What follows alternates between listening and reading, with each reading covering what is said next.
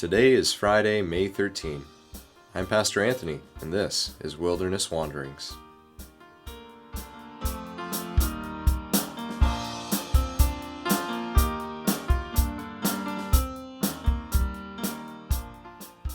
Today our text comes from Psalm 9.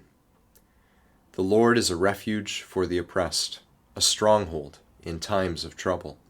Those who know your name trust in you, for you, Lord, have never forsaken those who seek you. Arise, Lord, do not let mortals triumph. Let the nations be judged in your presence. Strike them with terror, Lord.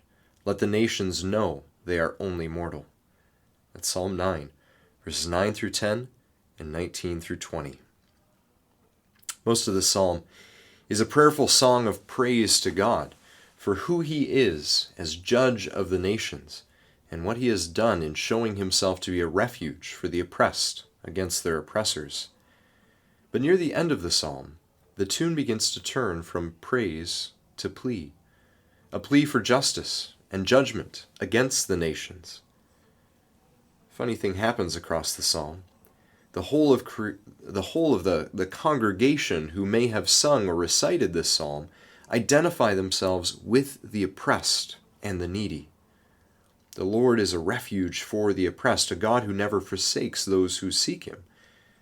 On the other side, the enemy is identified with the nations, the mortals, the wicked ones. I have often found it hard myself to draw such hard lines as the Psalms do.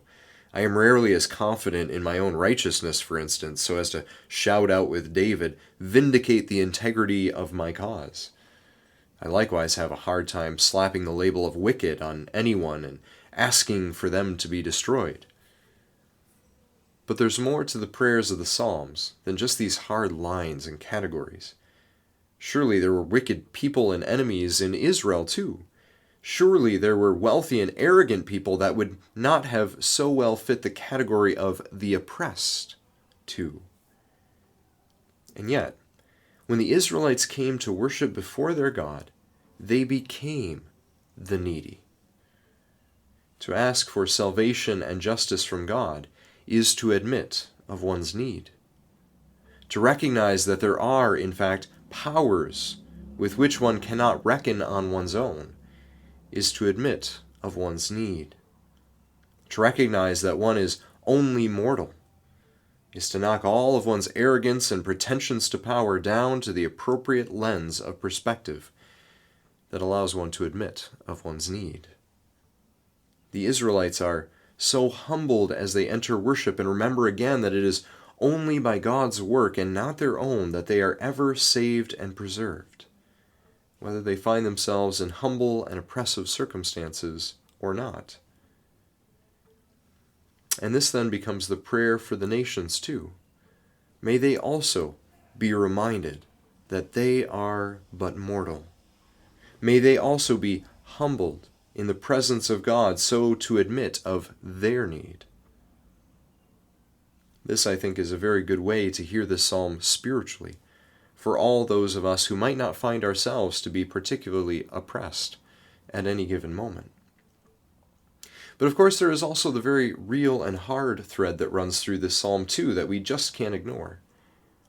The judge, that is God, will judge with justice.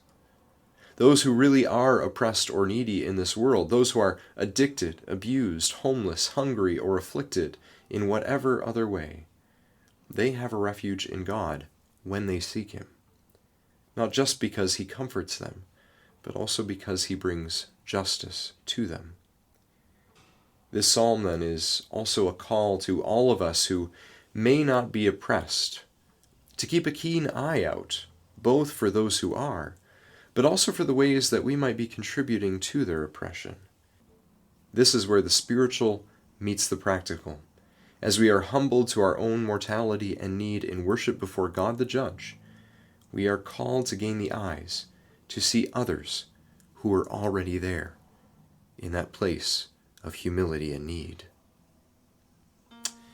As you journey on, go with the blessing of God.